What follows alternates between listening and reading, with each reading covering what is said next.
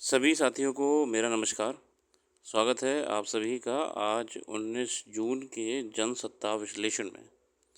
आइए शुरू करते हैं आज का जनसत्ता विश्लेषण। प्रथम पृष्ठ में हमारे सामने राष्ट्रीय अंतर्राष्ट्रीय खबरें हैं। प्रधानमंत्री जी का बनारस का दौरा है, साथ ही साथ में पश्चिम बंगाल में हुए रेल हादसे को लेके कुछ बात की गई है। और एक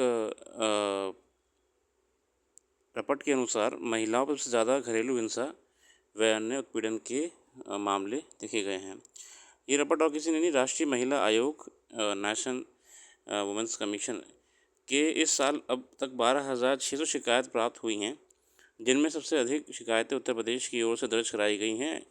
NCW के आधिकारिक आंकड़ों में यह जानकारी सामने आई है। आयोग की ओर से जारी आंकड़ों के मुताबिक सबसे अधिक शिकायत गरिमा का अधिकार श्रेणी में प्राप्त हुई, जिसमें घरेलू हिंसा के अलावा अन्य उत्पीड़न शामिल हैं। तो ये बहुत दुखद है कि आयोग ने जो डेटा निकाला है, इस हिसाब से आज भी महिलाओं को लेके असमंजस की स्थिति है उनके सामान्य जीवन के संबंध में।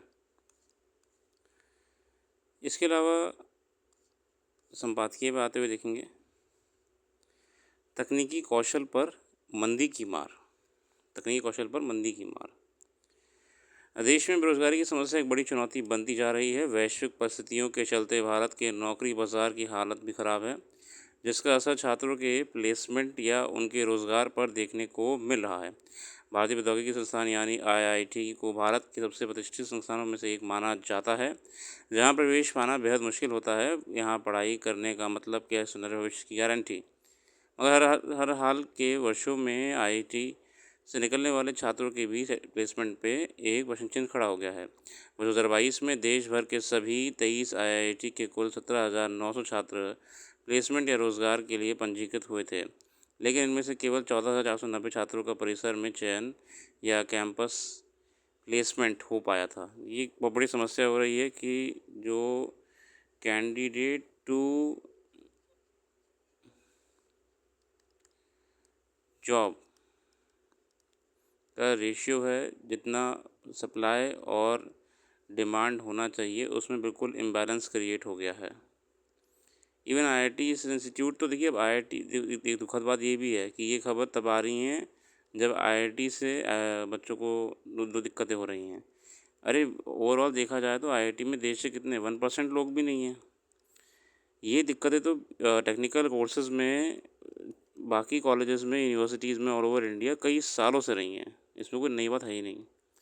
ये न्यूज़ इसलिए निकल के आ रही है IIT में ऐसा हो रहा है।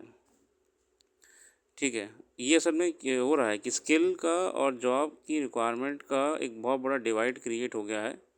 स्किल और जॉब की डिमांड के हिसाब से डिवाइड क्रिएट हो गया है। इसको पूरा करने के लिए मार्केट तैयार नहीं दिख रहा है।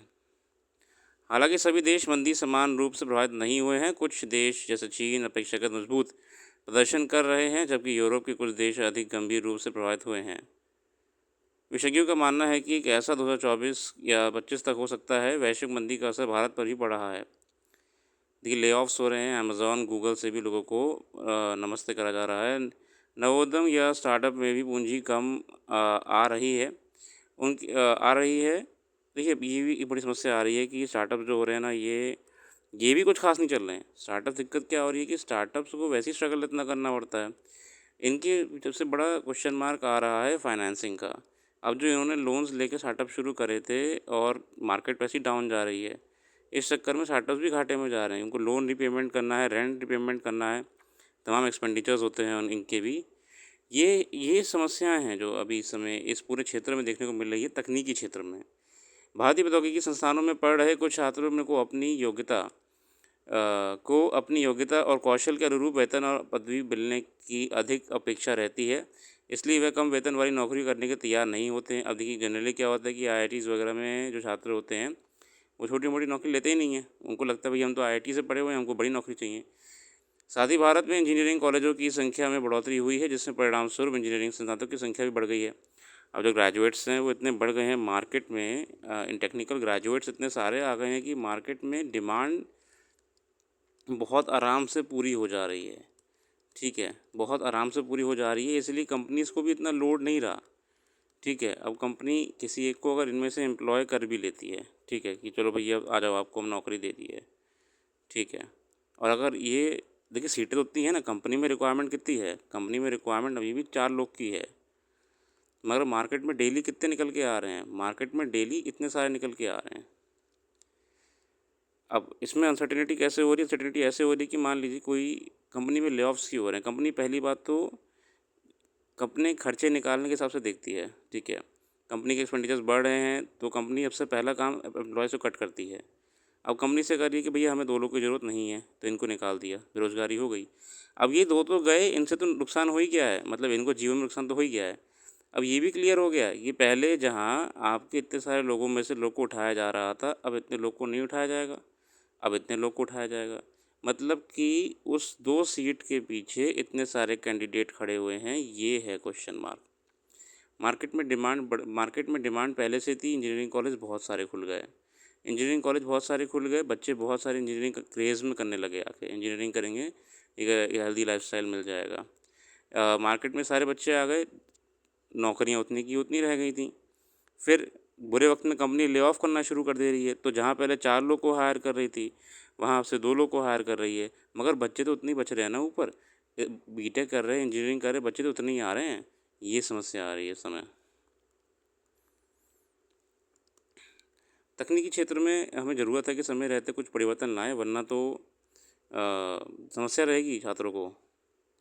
और झूठा सम्मान अगला लेख है, आज जब दुनिया भर में लोग अपने पूर्वाग्रहों और दुराग्रहों को छोड़कर सामाजिक आर्थिक विकास की नई राह निकल रहे हैं, उसमें ऐसी खबरें दुखद लगती हैं जिसकी किसी पिता ने सिर्फ इसलिए अपनी बेटी की जान ले ली कि उसने किसी अन्य जाति के लड़के से प्रेम किया था।